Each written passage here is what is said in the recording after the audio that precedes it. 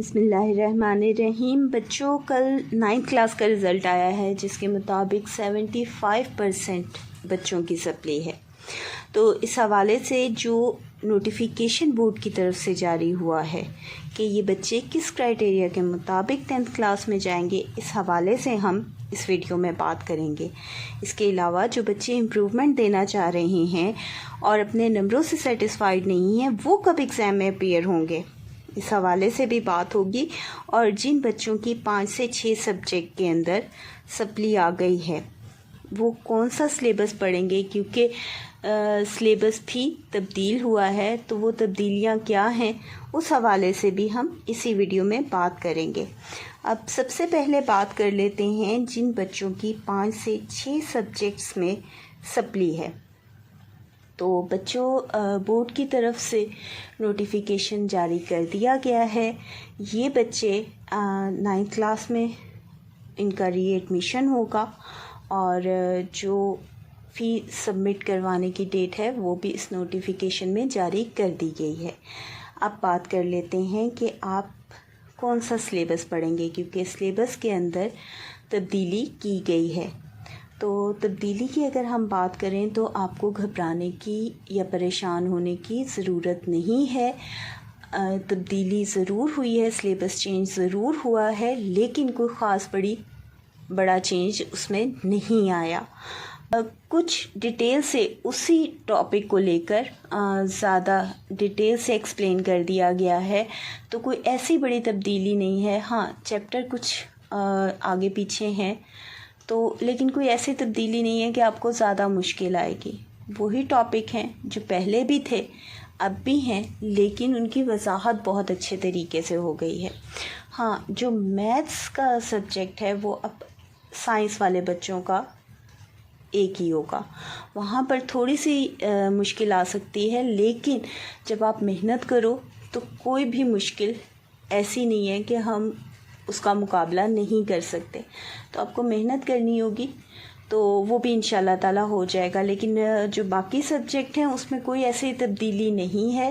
جو آپ نے پہلے ٹاپک پڑھے ہیں وہی ٹاپک اگین آپ کو پڑھنے ہوں گے۔ ہاں، تھوڑا سا ترتیب چینج ہوگی، تھوڑی سی اس کے اندر وضاحت زیادہ آ جائے گی، اور بس۔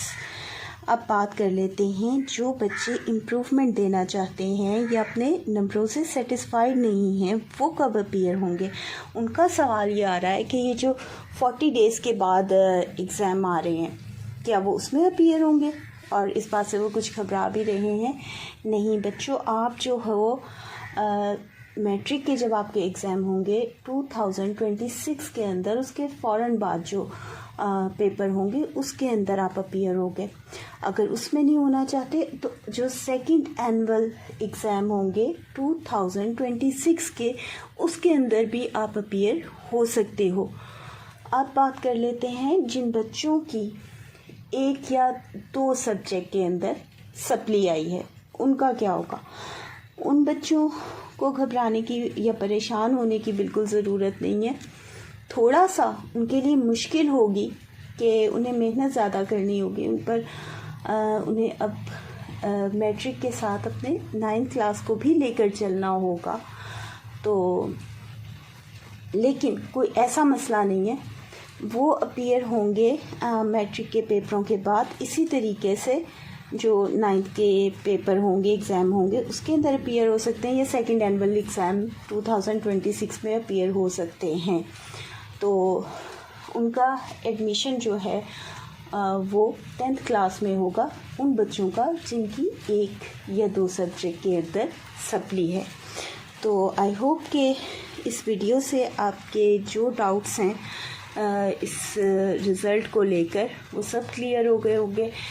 بہت سی دعائیں سب بچوں کے لیے، اللہ تعالیٰ آپ کو بہت کامیابی دے۔ اور جن بچوں کی سپلی آئی ہے ان کے لیے میرا ایک ہی پیغام ہے، ایک ہی میسیج ہے کہ یہ وقت پریشان ہونے کا نہیں ہے، اور حوصلے سے آگے بڑھیں۔ تو اپنا دوبارہ سے تیاری کریں، انشاءاللہ تعالیٰ بہت اچھا ہوگا۔ لیکن اس وقت ڈر کر یا پریشان ہو کر پیچھے نہیں ہٹنا۔ اللہ تعالیٰ آپ سب کو بہت کامیاب کرے۔ اللہ حافظ۔